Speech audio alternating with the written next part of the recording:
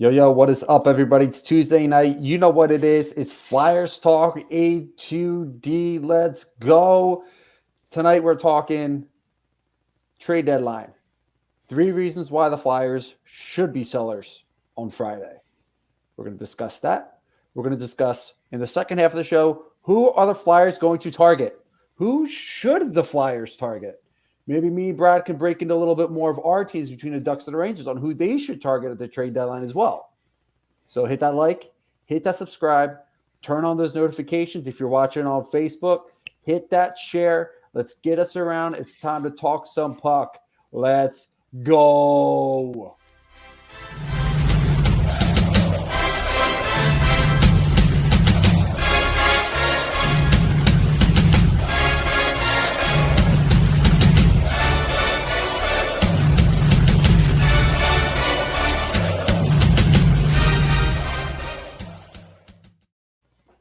Welcome, ladies and gentlemen, to Flyer Talk on A2D. I am Matt Sitsuti, along with the Darkwing, Brian Daly. What's up, everybody? Hope everybody's having a great Tuesday so far. The Broken One, Rob Povia. Meta goes down and everybody loses their minds. And Mr. Blue Shirt, Mr. Broadway, Mr. Switzerland, Big Bad Brad Ryer. Still recovering over Shigor's game last night. And tonight, the Hockey Happy Hour is brought to you by none other than the doc, Dr. Paul Vidal. If you got any aches and pains that are bothering you, causing you some discomfort, and you would like, a little bit of relief, because every now and again, if you got some aches and pains, you'd wish you could go to somebody to take them away. Now, while you may have to go see a therapist to take care of mental issues, what you can do if you got a physical issue, you go to the doc at Specialized Physical Therapy, make an appointment at www.specializedphysicaltherapy.com. So if you got any physical issues, like say your shoulder's bugging you, maybe you got a little twinge in your neck, or maybe you just your muscles are just cramping up a lot and you're just not feeling all that well, you got to go see him, because the doc has some of the best people in the business in Burlington and Cherry Hill, New Jersey. You make an appointment with them, you won't have any more aches and pains. You will feel as good as new,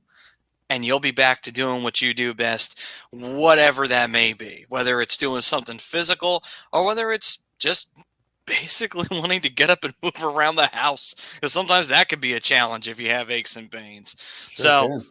The doc, Dr. Paul Vidal, Specialized Physical Therapy.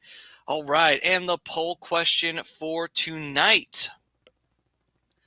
Flyers will be one of the more active teams at the 2024 trade deadline.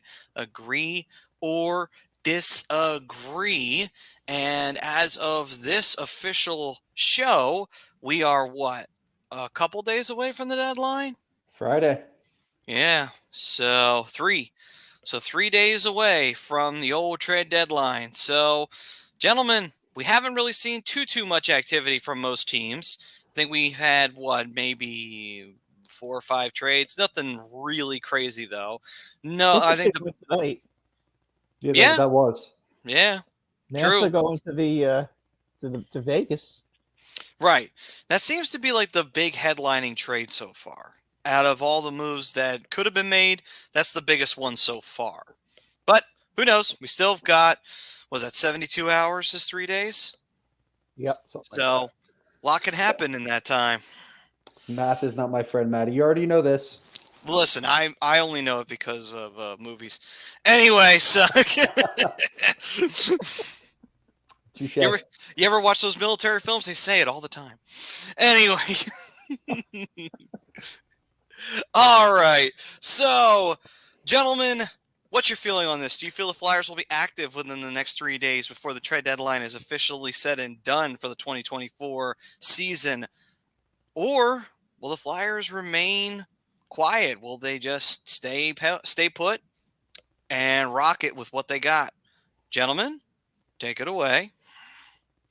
I'm going to agree to the poll. I think they are going to be an active team. I think you're going to see them make some moves and try and shed some of this dead weight that's on this roster. I think Sealer's going to go. I think Walker's going to go. I mean, those are the two headline guys that a lot of people are talking about. I think they're also the two guys that are going to get the most value on this roster as far as, getting to the next step in this rebuild and freeing up some spots for guys like Emil Andre and Oliver Bonk. I also think you're going to see guys like I think a dark horse guy that could get moved is Cam Atkinson. He's having really not a good season. He's been either hit or miss, and mostly miss for the Flyers. Since his first benching, he came off the bench and pretty much had 6 points in 7 games or something along those lines. And then went ice cold again, deserved to be back on the bench, and he hasn't really done much since. I know he's got 1 more year left on his contract, but I could see him being one of those guys that could potentially get maybe sold to a team like Anaheim who can take on the bad contract, maybe in Ottawa. Again, a team that could take on the contract and still be able to, maybe get him a fresh start. I know he really does well in Tortorella's system. I know they get along pretty well for the most part, but I think he needs to change scenery. He hasn't really been the same all season long. He could be a dark horse to go. And of course, the one guy that is a big question mark is Scott Laughton. What to do with Scott Laughton? I think they should move him for the right deal. What? Stop talking about trading Laughton. Prism's gonna leave and stop watching the show. His first comment ends with "Leave Superman the fuck alone." So I mean, listen, just saying, this is a rebuilding team. They're a competing team. If they fall out of the division spot, they're gonna fall out of a playoff spot. Let's be real, because right now I think the Lightning and I'm blanking on the other team holding the wild card spot right now. Detroit's holding the wild card spot. So if they fall out of the third place in a division, they fall out of the playoff spot. If that happens, it's a win-win for the Flyers this year. They're playing with house money.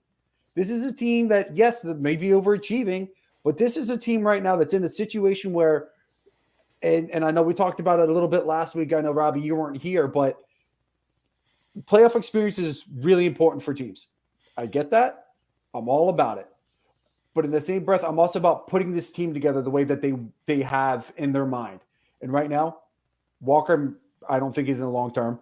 I don't think Sealer, as much as he wants to be here, could potentially be in the long-term plans if they can't work out a contract extension, which if they do, I'd be okay with that if the price is right. Yes. I'm also not going after a goalie, which I'm seeing a lot of reports that Marty Jones might be linked to the Flyers. I'm not wasting any draft capital or any kind of assets on getting a guy like Marty Jones. Let Felix Sandstrom rock. He's only going to start maybe 4 or 5 more games. So we would go and get Marty Jones back? Yes, that's the link that I've heard. I don't like that. From multiple sources. I don't like it either. I've heard something much more different and pretty juicy about that situation. Interesting. I think Brad just volunteered himself next. I think so. So Brad, why don't you all right. Why don't you go? Now hold on. I was gonna wait and be third, but that's okay. Pause. Before we dive into those juicy details, Priz does say trade him in the offseason. If the trade market is weak for centers, so will free agents.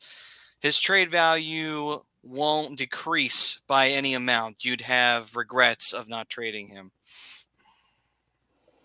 Me and Priz talked about that separately. We talked about that, I think, earlier in the week, last week. And that's my biggest fear if you don't trade Laughton at the deadline. I don't think you're going to get the value from him that you would get if you traded him, say, just before the draft. All right, Brad, the floor is yours. What juicy details have you volunteered to share to us? Juuse Saros to the Flyers. Saros? Mm-hmm. I haven't seen that. Interesting. Bleacher Report. I mean, Pat Leonard's pretty good, so I wouldn't, I wouldn't discount anything. The Flyers are thinking about that one because they think that he could give them really, really good goaltending for more than just this year. So we'll see. So in order to replace Carter Hart, they would go and bring Saros to work in a tandem with Urson? No, they want Saros to be the goalie. Oh, so they just want Saros, period, to be the starter and say, hey, Urson, thanks for gutting it out. Fuck off and go to the backup position. He might be going back in return if you're pulling him. He might be dealt as part of the package. Oh, so we're doing a trade on the. Oh, I see. So you trade out Urson, and then instead of doubling down on him, you roll with Saros. Are you going to sit here and honestly say that he's better than Saros? Oh, well, hold on. I never said anything about this. But why would Nashville look to trade Saros when they're in playoffs? They're in second and wild card for the because West, they know they're going to be out in the first round. Oh, right. Well, much like the Flyers. Okay. Are they going to? Let me ask you a question. Are they going to beat Dallas in the first round? Well, hold on. Are they going to beat Colorado in the first round? Well, I don't know about Colorado, but Dallas, when they played the Sharks this past week, they didn't look all that good. The Sharks actually almost beat them. So I don't know. I mean, the Stars aren't looking as hot as they should. You know, with the NHL from night to night, crazy, wacky things. Okay, I get that, but still, it's just like that's not a good testament that you only beat the Sharks 3-2 in a 7-round shootout. That's not good. Listen, we lost to the Sharks in a shootout too. What's that say about your team? We're bad. Says that you guys needed a kick in the ass. That's what that sounds like. Listen, you're a game. You don't get yourself wound up to play. You know that's right. Over a long NHL season. You know, I don't think you see the same intensity from them against San Jose as you might see when they play the Devils or sure. Flyers, I mean, that's a rivalry, so that's a different story. I mean. Yeah. You know, it is what it is. I'm just saying. I'm just, you know, I see that with Saros, and I'm saying to myself, you know, he's not that old. No, he's not. You know, he's not that old. He could hang around for a few years, and that's a guy that they might be able to sneak past the first round in a playoff series with a guy like him. Okay. So that's a guy that could be. I mean, let's be honest, okay? If you have to play the Flyers are a pretty good defensive team, no? I mean, they've been showing that. Okay, so, all of a sudden now you add one of the top goaltenders in the league to their team as they build towards and they can go and re-sign him for multi-years. I don't see it though. I don't see why Nashville will want to move him. I don't see why the Flyers would want to trade stock for a goaltender. Let me finish, Brad. Let me finish. My point is that they have a lot of goalies in their pipeline. Why would you go out and get a goalie right now? Well, it's not like you listen. I know they have a lot of goalies in their pipeline, but a premier one. That's to be determined, but you're right. Not proven at this level. And not. And the point is, you bring in a guy like that, okay, and automatically the team is better. And this is one of those. It's not just for this year kind of things. So before we jump over to you, Rob, Prism is saying if you trade Saros, you're buying in. Then you don't trade Superman. I'm good. Agreed. Yeah. And agreed. Followed up by Robert Thornton, hello, saying Laughton needs to be sold. His value is stupid right now for a career average player, if that. And one of Walker or Sealer need to be sold. This is not a team to win now mode. Develop through the draft, give it a couple of years. It would be a huge mistake to invest any draft capital in a backup goalie or any aging player at all for a push this year. While they are fun to watch, they probably aren't a real contender. Think long term. I agree. Right. I mean, I think that if you go with, by the way, thank you for your comment, Rob. And if you do like what you're listening to or watching, depending upon what you're using, please feel free to go to A2D and subscribe, like, share, and hit the bell notification for everything. So if you want to continue watching, it's not just hockey, it's everything here at A2D. So Eagles, Phillies, everything. With that, we will go to Rob. And after the nice comment that we saw from Rob there and from Prism's comments, yeah, I see it right down there. The like, the subscribe, bell, do all that. Rob, you have the floor, my man. What's your take on this? Well, I'll feed off of my fellow namesake Rob's comment there, saying that I agree with you. If you don't have high expectations for what this team can do now, right? Yeah, you definitely got to be a seller. But in terms of being one of the more active teams at selling, I don't think they have to be because they already have a lot of things in place. So I'm going to disagree with the poll. I think if you wanted to reward these players based on their success, the one way I'll disagree with you, Rob, is that you could go out and get a cheap goalie, like we talked about the Sharks, Maddie, about them hanging tough with some teams based on some good goaltending from Kaapo Kähkönen. I think you could get him cheap, or you could go into other teams' farm systems, like the Seattle Kraken have a surplus of goaltenders, and you got Chris Dreiger, who was a high thought after prospect. He could be a target for this team if you wanted to, sort of solidify that goaltending situation or any other holes on this team.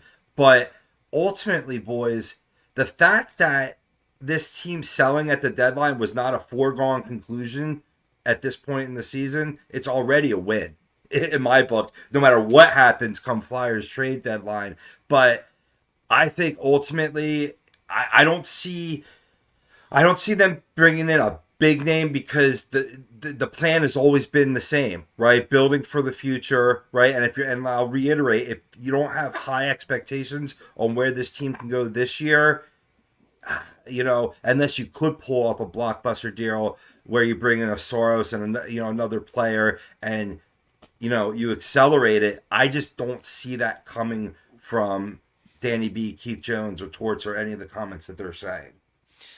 Right.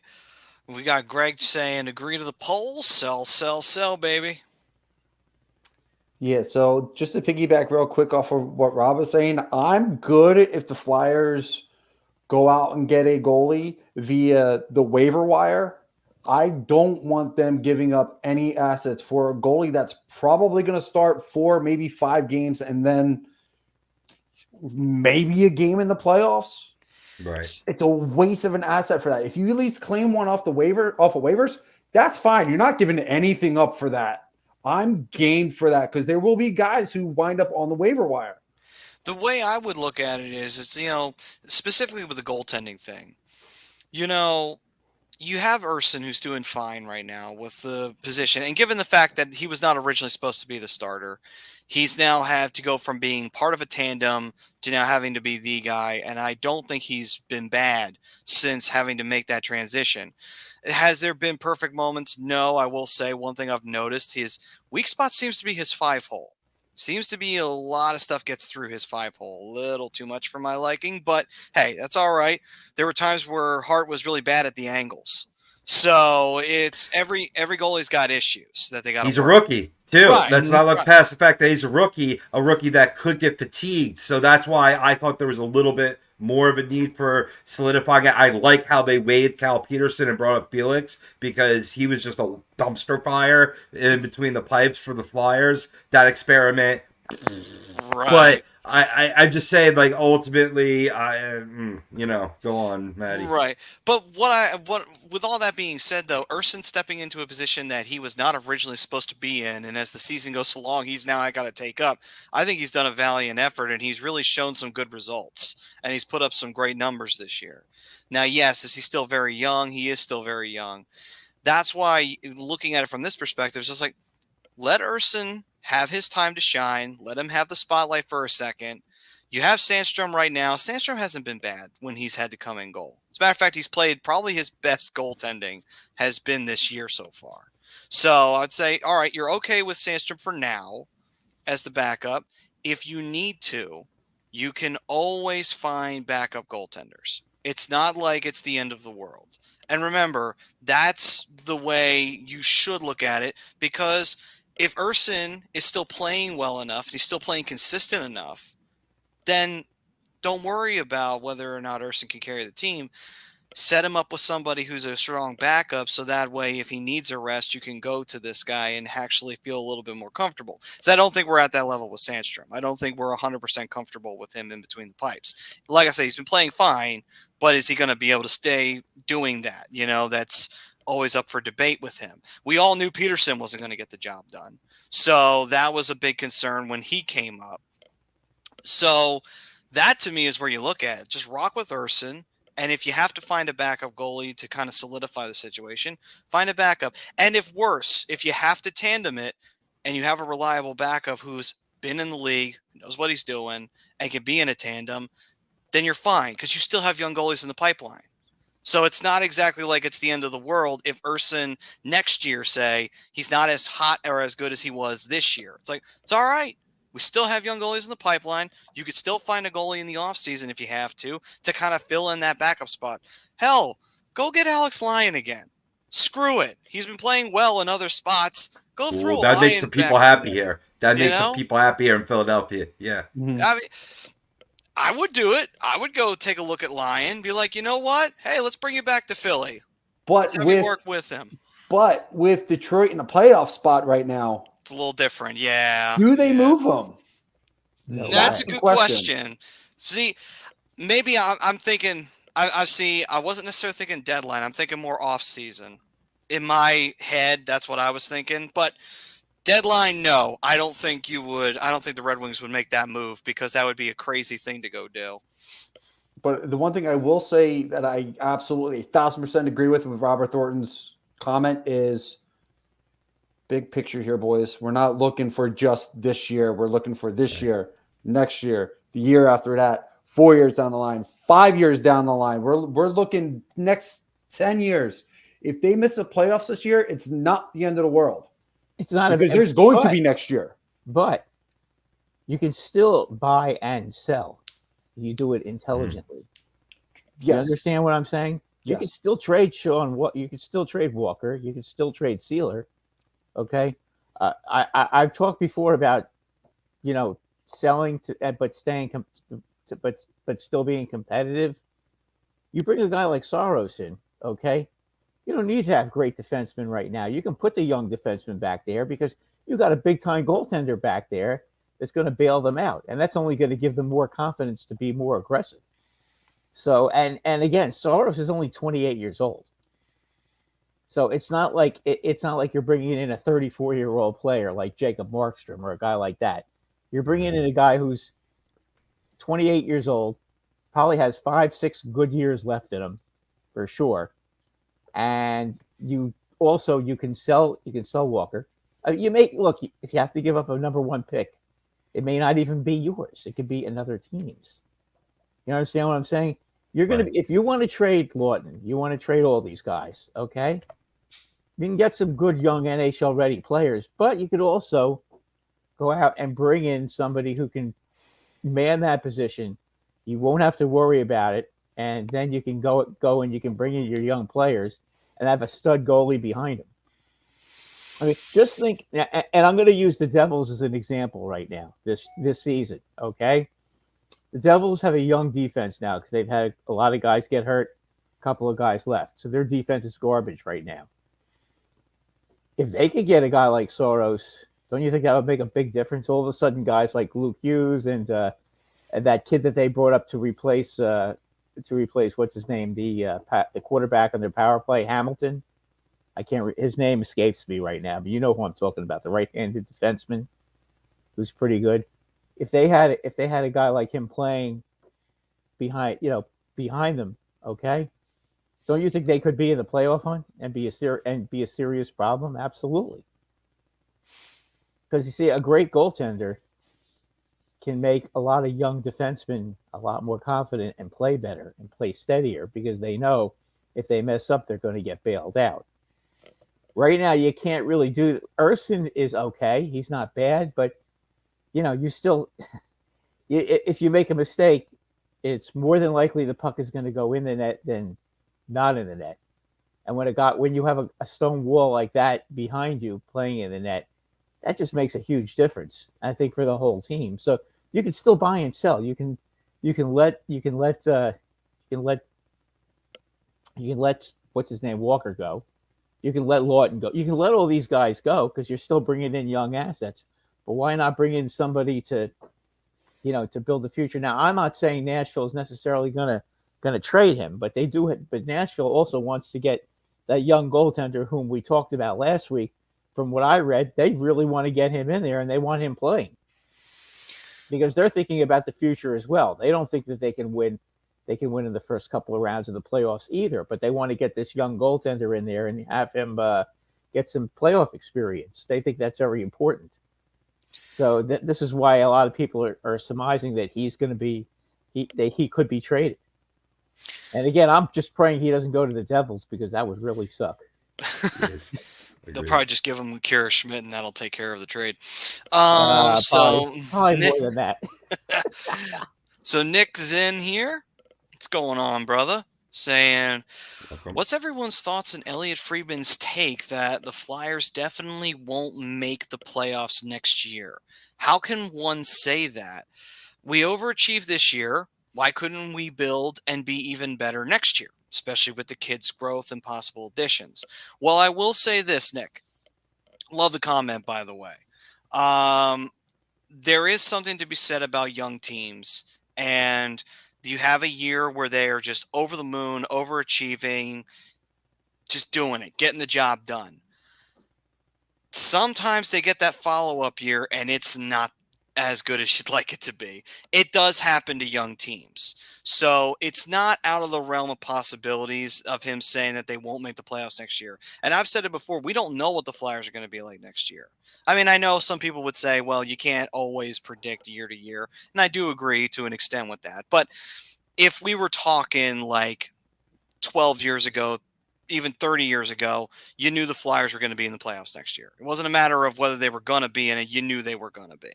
It was the question of how good were they going to do when the playoffs rolled around, and were they going to stay healthy, and were they going to have a solid goaltender at the time, since that was a big issue.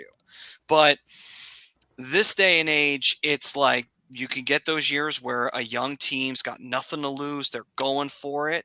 And then the next year, it's not as good as it was. Even if you have a mediocre year, that's not going to get the job done. Not with how competitive the East always seems to be. And yeah, Rob, you were going to say something? That's what we kind of saw after the bubble, right? With the AV's team, where that team regressed. So I could see that, but so you got to be careful what you read from Elliot Freeman, because he does a lot of double talk too. Because I just read that he said that the Flyers could be interested in bringing in that cheap goalie or even a forward to reward this team's success, and make a run at this current year's playoffs. So I don't know. I think it's a lot of back and forth talk there. I got you. I don't think it's too crazy to say the Flyers could miss next year. I don't think it is. I think it's still very possible that the Flyers next year.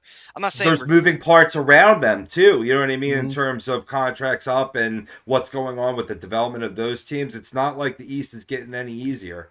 No. Well, look at the Devils. They're a perfect example of what you guys just pointed out. I mean, they were young last year. A couple of guys, a couple of injuries, and all of a sudden just has fallen in its face this year. And God only knows what that team's gonna do over the next 3 days. But that could happen to the Flyers too, right? Because they're kind of built the same way. I mean, young goalie. They've got a couple of stars on their team, but you saw with just one injury to one key player what it seems to do to the team. I mean, they lose Konechny, and they really struggled when they lost who's the other one, when they lost Pitt before. They really struggled. Things happen. It's the NHL. It's not this isn't ice capades. Guys get hurt. Stuff happens. So nothing is guaranteed from year to year. Right. Which is why sometimes when you're in a situation like the Flyers, best thing to do is, you want to sell, but you know what? You keep an eye out, because if there's somebody out there who can really help your team, not just as a rental, but a guy who you could get, you could get him to sign an extension, stay here for a while you're building this young team, and then you get a tremendous goalie backing your team up. Do you know what that does for your defense and your forwards? You know what else helps? You hit that like, you hit that subscribe if you like what you're hearing. You hit that share button, you comment in, get in the chat. Come on, let's go. We got plenty of time left. We got a whole half an hour left. So get in the chat, hit that like, hit that subscribe, turn on the notifications. We're here every Tuesday at 9. A2D also has a lot of really other good shows going on throughout the week. So Absolutely. Don't miss any of it. Right. Covering everything from football to hockey to baseball to wrestling. We got everything here. That at was the Ty A2D. Domi move, by the way. Remember Ty Domi? Yeah. After he pretended he won a fight? I thought you were. I actually thought you were signaling charging, which Ty Domi's been no. accused of many times. Oh, So, no, not him. Prism also goes on to say, let me ask you all this. Mantha went for a second, granted, not a center, but probably comparable values. Are you all taking a second for Laughton? Laughton isn't comparable with Lindholm. No, I don't think you have to where Danny B is coming from, because you still have 2 more years of control with Scotty versus these other guys that we're talking about where their deals are up this season, mostly on the blue line. With Scott Laughton, you have, especially since you're in that playoff spot, you have that wiggle room, right, to where you could maybe get that second and you get a prospect, or you get like I want to take us back to, I'm not trying to compare Scotty Laughton to Claude Giroux, right? But who they got back in that deal, Owen Tippett, how he was playing for Florida, where he was scuffling for his current organization. Maybe you take a prospect back like that to where you're helping building for the future, or, I mean, if you get a first, then it's a done deal, so, that's the only, I really think, Danny is really in the driver's seat where he doesn't have to just take any deal that's offered to him. Right, and I'm sure he's milking. He's milking it right now. I'm sure he's taking phone calls. He's like, maybe. I'm sure he's getting some phone calls, and he's not leading anybody on. He's considering them, but he's picking and sifting through. Just waiting for the right one. Sure. And Nick, by the way, thank you for your comment. Hit that like and subscribe, like you saw earlier, man. I would love to hear some more from you tonight. All right. Rob saying, one more thought to pick your brains about. Obviously, the reviews on Torts have to be great so far as we are playing way above expectations. But it seems like every organization he goes to eventually gets tired of his antics and he overstays his welcome. Is there a world where you see this happening here? If the Flyers start losing, the act could get old, kind of like Nick Sirianni. What is different about this Flyers team than past teams he has coached?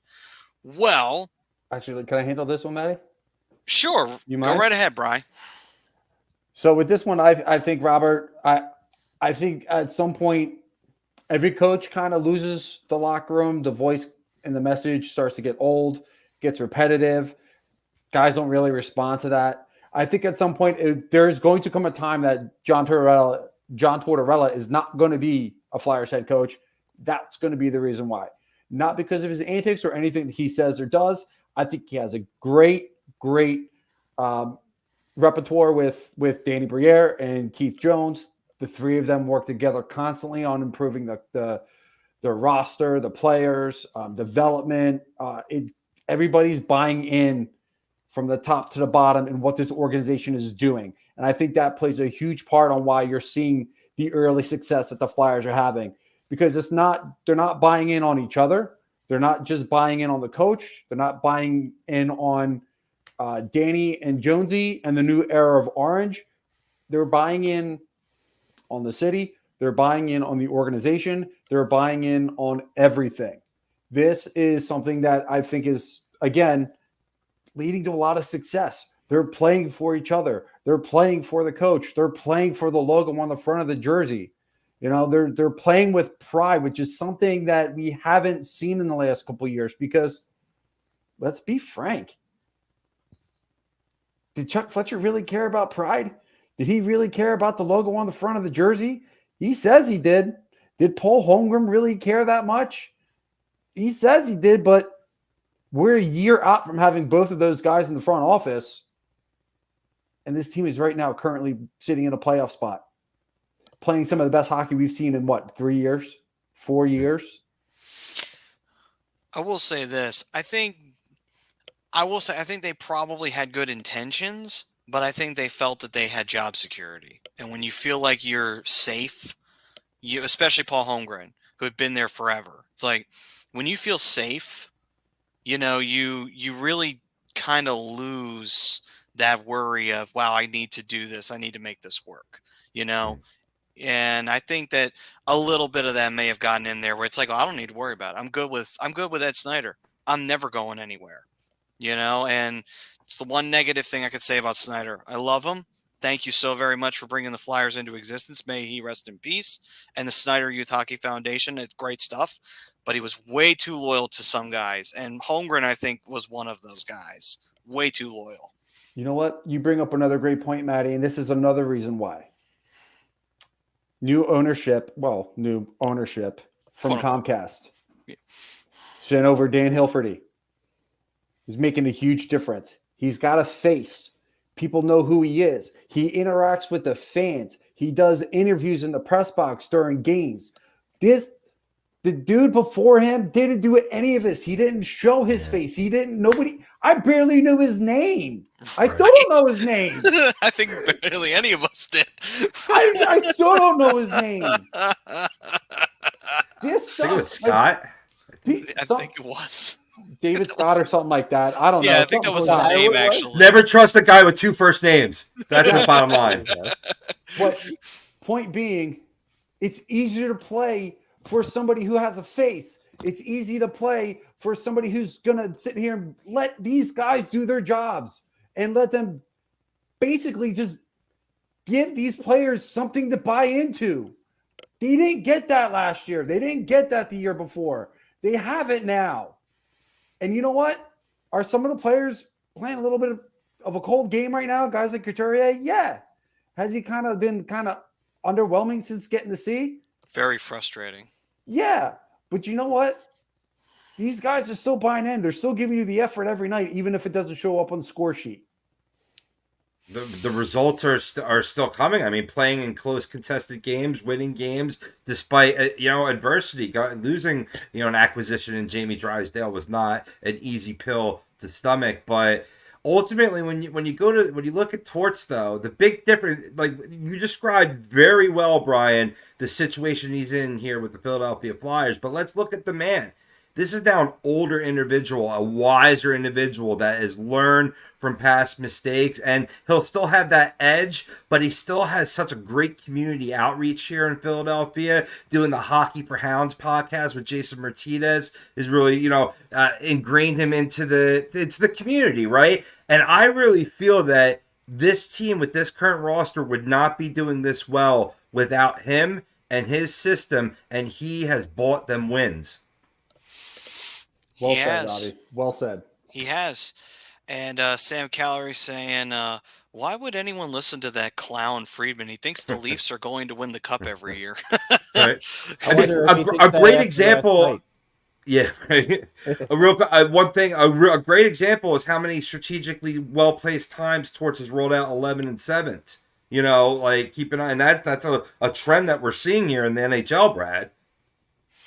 Yeah, it's a little different, but I mean, as far as that goes, you can only do that for so long because you don't want to wear out your forwards. Right, but it's when you pick those spots, and we've seen teams like Colorado Avalanche really pick their spots well and rotate the forwards and keep your D fresh to where you can get more out of defense, especially if you're playing younger guys. Mm-hmm. Yeah, that's true. I mean, when it comes to that, I think it's more or less sort of injuries kind of dictate that too.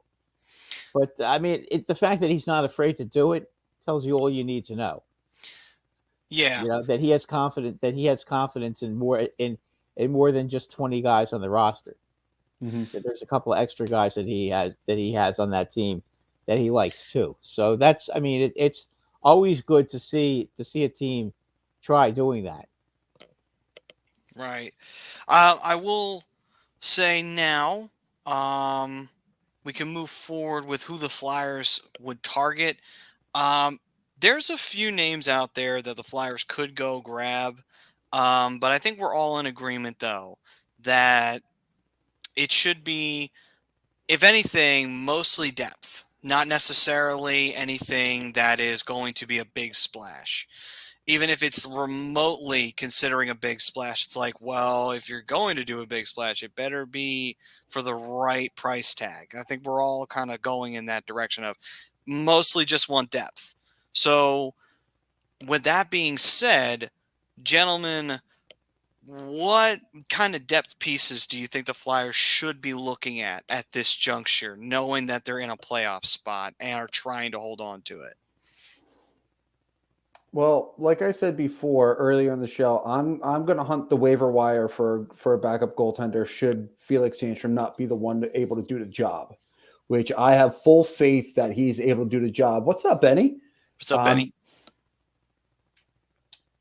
But I'm looking for guys who are going to be able to be moved that are RFAs. I'm looking for those guys that are going in the final year of their contract. Guys like an Arthur Kaliev, a guy he desperately needs to change of scenery because he was a very, very high hyped up goal scorer that hasn't really found his footing in the NHL yet. Another guy who's starting to find his footing that I've kind of heard rumored around from Buffalo is Casey Middlestad. That's another guy I would consider going after. I mean, center by trade, but he could play left wing. And Lord knows, every team could always use another left winger, especially if they have any kind of scoring prowess. I think Flyers have expressed interest in him in the past too, if I'm not mistaken. A lot of teams are interested in him. He's an underachiever in the place he is right now. He needs a change of scenery. I mean, the only one who isn't is Tage Thompson. Yeah, he's been hurt though a lot this year. Yeah. One of the many reasons why Buffalo's season kind of went down the toilet. Well, Rasmus Dahlin is having a hell of a season though. Yeah. Benny saying we need somebody that's going to help this power play. Definitely would agree with that. The power play, even though every now and again they strike on it 90% of the time, actually maybe 97% of the time. Actually, I'm sorry. I'm going to go 99% of the time. The Flyers don't score on it. So, yeah, it's like that 1%. So, yeah, I would agree. Definitely would probably want to go grab somebody to help out. I think the Flyers already have that person, though, right? We're seeing it with Tyson Forrester, man. He's been red hot, delivering on the power play. Bobby Brink back in action, really, being the good luck charm, right? And then a key thing, Maddie, you pointed this out in our chat, Denver Barkey, he gets signed to that entry-level deal. So, I mean, there's guys like in this pipeline that will help this power play. I'll repeat, I feel that when you're rebuilding a team, the power play is the last thing that comes together. I agree. Bring him up, though. Get Denver Barkley on this roster ASAP. Right. And he's been killing it, too. So, absolutely. Well, as long as your penalty kill is good, okay, you can get away with not having a great power play. True. And they've been in the top 10 in the penalty kill. Yeah, you guys are very good at killing penalties. That's the one thing that's really kept it together. And what are you, like, maybe a -11 or something like that? In power play goals scored and power play goals given up, something along those lines. That's not terrible. No, I mean, they're a lot worse in the league for a reason. Huh? Right. They're top 3 in the league for a reason. Yeah, that's what I'm saying. I mean, it's not that bad. What power plays, really what you need on a power play is a net front presence, and you need a real good guy at the point who can get the shots through, so the puck can either be deflected or maybe even go in the net, or a guy who can pass the puck. That's the kind of guy you need on your power play. That's key. I don't know that they have that. Maybe Drysdale is that guy, but he's hurt now. Well, I mean, Forster could be that guy. I think York has the potential to do that too, because York has been great. Benny's Nation saying any chance on Kuzi? I don't know about that one. That one's a little different. The only reason why that's probably not going to happen, because last I looked, I think he got loaned when he was put on waivers to go down, because I think he's on a loan assignment. I think it's a conditioning thing. I think that's the only reason. I don't think he can get claimed. Gotcha. So, with that, one thing I will say that we could probably go grab, like, subscribe, bell icon. There you see it, folks. Go do it. I will say that with it kind of worried me when I saw Sealer go down from taking that shot, and he had to go to the back immediately. And the refs, screw you for not blowing the whistle immediately. That Right. was a botch on their part.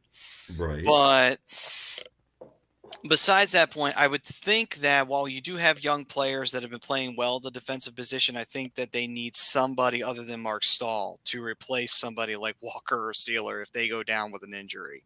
Because, and yes, like I said, we got young players, but for a rental, maybe grab somebody to kind of fill in that spot, at least competently, because we all know Stahl ain't going to get the job done. God, he looks like he just stuck in cement and he just learning how to skate in that outdoor game. Like, oh my goodness. How did I defend him earlier this year? I really don't know. I defended him. He's a parking cone. Yeah. He's wearing the right color. But that's not even why I defended him. I didn't defend him for his play. I defended him for his leadership, and I knew he wasn't going to play every game. He was going to be a seventh man, but oy vey, he's been bad. What do you mean? He's been a great leader in that parade to the penalty box. Every time he's out there, he's taking a bad penalty. Let me throw a name at you guys here real quick, just because I'm curious, because Benny made me think about this a little bit. So Flyers are probably going to have to take on a contract or two just to stay, cap relevant. What about maybe expressing any interest in Jordan Eberle? He's got a little bit of a hefty salary on it, but he's a UFA at the end of the year. He also scores a lot of goals. He scores over 25 goals every year. And that's why I'm thinking about maybe throwing his name. But I know that it's probably not going to happen, but this is just bar talk here. How's he on the power play? Well, that's kind of why I was bringing him up. Yeah, that's why I'm bringing him up, is because, he's a goal scorer. He's a sniper. Mm-hmm. Yeah, he's going to get you goals. He's going to get opportunities on the power play. He likes the Ovechkin office. This is his shot. I noticed that Seattle likes to set him up in that spot. So when I see Seattle play. So how long's his contract? I think it runs. He's done at the end of the year. Oh, it's this year? I thought it was next year. Nope, this year. So, okay. I mean, hey, listen, if you got to make a couple of extra moves, but it's a rental, I'm not going to complain about it. It's like, well, I mean, the contract's up after the end of the season, and he's a good depth piece, especially for the power play. I wouldn't be against it, honestly. That could be the cheap and expensive forward. Maybe if you with the Flyers, could they still take on some of that? You said he has a hefty salary this year. If the Flyers were to eat that money we're not talking a lot of games left, but still eat that money in the deal, maybe they get like a third or fourth round draft pick to take that rest of that contract on. Right. I like the way you're thinking. Because the Flyers still have plenty of cap space too, so you got to keep that in mind. So it's not like they're going to go over. Right. That could work. Prism saying Walker for Ryan Suter and Ty Dellandrea. Suter's making too much money though. He's not bad for an experienced guy on the back end to. No, he's not. He's not Stahl. He can actually. He can actually move. Play. Yeah, he can still play. He can move the puck and he can give you a good breakout pass still. Well, I'll take this time right now because I wanted to do this at some point on the show. A good friend of our show, Jamie Baskow, him, Brian, from Flyers Nitty Gritty, lost his mom a few days ago. So, condolences out to the Baskow family. Rest in peace. Yeah, for sure. Sorry to hear that. Yeah, absolutely. But he reported that, Torts was having favorable words on the Flyers, actually re-signing Nick Sealer come trade deadline, and he's theorizing that they could thus move Sean Walker and get a first-round pick back for him. That would be, I think, a lot more desirable than, say, this scenario that Priz brings up. But if you could get like a young prospect, he goes on, like a C plus B minus type player, along with that aging defenseman, in that deal, right? In Ryan Suter, right? Then I could see it. You know what I mean? I want to get that young, like Owen Tippett. It was a nice seed, it didn't have a lot going for him. And I mean, one of the prize flyers this year. What's up, Don? What's up, D Money? Hey. Gotta ask Don, why you coming in so late, brother? But real quick, to kind of touch real quick on what Robbie was saying about Jamie's mom, I'm sure I can speak for you guys when I say our heartfelt condolences are going out to Jamie and his family in this tough time. I unfortunately had been through this within the last year, so we know how tough it is. Jamie, we love you. You ever need anything, don't hesitate to reach out, brother. You are, one of the few guys here that I thoroughly enjoy following outside of us. So we love you. Our hearts are with you, brother, in this tough time. Absolutely, man. All right. Don saying Wings on a 2-game losing streak, and there's one person to blame, Jeff Blashill. He's been fired, and he's still losing them games. Come on. John Fisher saying trade market is thin. Every top team has already traded their first-round pick. They should shoot for a 25 first. Mm-hmm. You're seeing that. Yeah. We still have our 24 first-round pick. Well, yeah, but I don't think the Flyers are trading with you guys. I'm just making a point. Yo, Brad, is Louis Domingo available, man? We can take him. Louis Domingo. Domingo, oh yeah, he probably is. Well, I mean, you just re-signed quick to a 1-year extension. You might as well try and see if you can get something for Domingue. Well, you never know. Listen, you never know what's going to happen with as far as guys like that are concerned. He would be actually good for you guys. That's what I'm saying. There has been some talk. I don't know how likely it'd be in interdivision, but a 6th or a 7th round pick, maybe. Yeah, that wouldn't be asking too much. Here's my question to you guys. Okay, you're talking about Walker, his value. Okay, what did Dallas give up for Tanev? Oh gosh, I'm blanking on it. Didn't Prism say it was a second? Was it a second?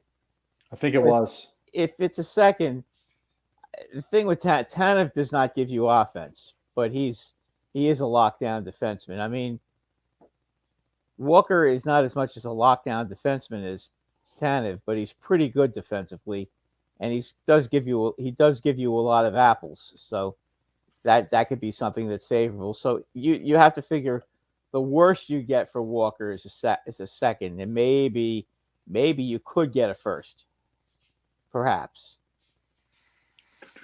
I would say the first team that offers the Flyers a first is the team the Flyers jump on and trade. But don't take less than a second for him, because you should be able to at least get that, and maybe an NHL ready player as well. If you can find an NHL ready defenseman for him, that would be perfect. So Tanev was traded to Dallas. Calgary got a defensive prospect, the Stars' 2nd round pick in 2024, and a conditional 3rd in 2026.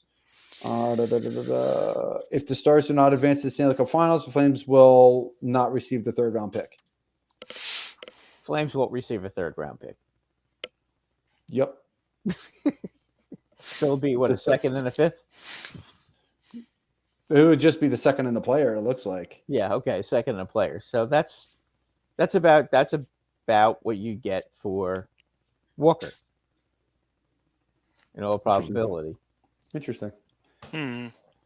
Makes sense. Yeah, look, Detroit could definitely use him. Speaking of that, Don, that's a guy you should be definitely looking at, because your team, as good as they are offensively and as quick as they score goals, that should be an area of concern. I think he would definitely help Detroit out. By the way, as well, on top of that, no, there's been no update on Carter Hart. There probably won't be for a long time because the trial doesn't even begin until, 2025, I believe? So, Yeah, maybe. so and he's 6, don't okay. aren't those guys all under house arrest? Pretty much, yeah. They're not allowed to leave. Oh boy, yeah. They're not even I allowed worry to about do what's that. going to happen to him, man, in that kid's head because, if there's wrongdoing, then you brought it upon yourself. But you remember how sketchy he got during COVID shutdown and being locked in? I'm talking about him being, alone in his apartment, and he definitely got that depression that was going on during the pandemic. I mean, this is to the nth degree. Yeah. I mean, but at the same time too, it's like I was thinking about this too. It's like, was that the reason why there were times where Hart looked really shaky for the Flyers? Like there were some times where, he looked a little off and you're like, is it because this was playing with him in the back of the head the entire time that he knew something might happen? I mean, because it wasn't going away. It just kept on following them no matter what. It was not going away. But No. Yeah, for sure. It's a tough situation for him to be in. But you know what? I mean, obviously innocent until proven guilty, but right. you made your bed. You got to lie in it for at least until you can prove your innocence. Right. It sucks, but it is what it is. Right. And just because you're an athlete doesn't mean you can do whatever you want and get away with it. I mean, it took a lot for this to come to light, but you know what? There's truth to it, then you know what? Then it was a good thing it came to light because justice has to be served. So, moving on from that, by the way, John, thank you for your comment, brother. We appreciate that. I know Bri sent out the appreciation to you in the comments, so just send out the appreciation if you like what you hear. Like, subscribe, share, bell notification for everything here on A2D, because it's not just Flyers talk, it's football, it's basketball, it's wrestling, it's everything. Everything to pique your interest here. And we appreciate Baseball. everybody else who's been. Yeah, it's about that time. Let's go. That's true. It's we appreciate everybody, even the guys who've been with us since pretty much day one. We appreciate all you guys. Even the guys who haven't commented in. I see how many people are watching us right now. You guys, we appreciate you guys dropping the comments. Let's go have a conversation with us. This is what we're here for, guys. Right. We're here to talk. We're here to talk with us. Absolutely. And while I may not be great at talking baseball, football, or basketball, I know these gentlemen here can field those questions as well. Leave me out of basketball, guys. All right, well, I'll leave you out of basketball. Yeah. But The other sports I can handle really, really well, but I watch hockey. I don't watch basketball. Looks like Rob's on his own covering basketball. Sorry, buddy. Yeah.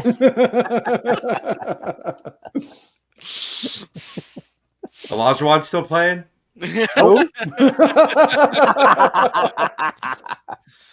Yeah, him and Ewing are still battling it out, right? Shaq and Kobe, right? They're still on the same team? No, I think they got traded. Oh. What is the Sixers score tonight, by the way? Anybody know? Yeah. The Knicks lost. I know that. Oh, they're down by 4 with 10 seconds left to the Nets. Oh, down Maxey and Embiid tonight. Oh, boy. Oh, stop crying about your injuries. I have 4 of my 5 starters out tonight. By the way, just hear that? You Philly fans have no clue. How about losing Mitch, Anunoby, Brunson, and who's the other one? Oh, now I can't remember who the other one was. But they're missing 4 out of 5 starters. Benny just said John Sigma just got a double-double. That's awesome. Who is that? By the way, how did Marvin Webster turn out for the Knicks? Remember they paid him all the money in the 70s? I think for April Fools, we need to put people on shows they're not comfortable being on. Put me on a basketball or a football show, and just keep going from there. Put me on any college. Put Tom on a wrestling show.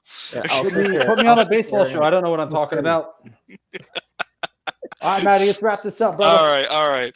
We thank everybody for joining us once again. Don, Priz, Benny, David, we love you guys. Raska, we love you guys. And then, of course, John, Rob, Thank you guys for chiming in. Nick, thank you guys for joining us. Hope to see you guys again. We were brought to you by Specialized Physical Therapy. You need anything, go to the doc, Dr. Paul Vidal. Until then, next week, we'll see you right here on a2dradio.com. Peace and love, everyone.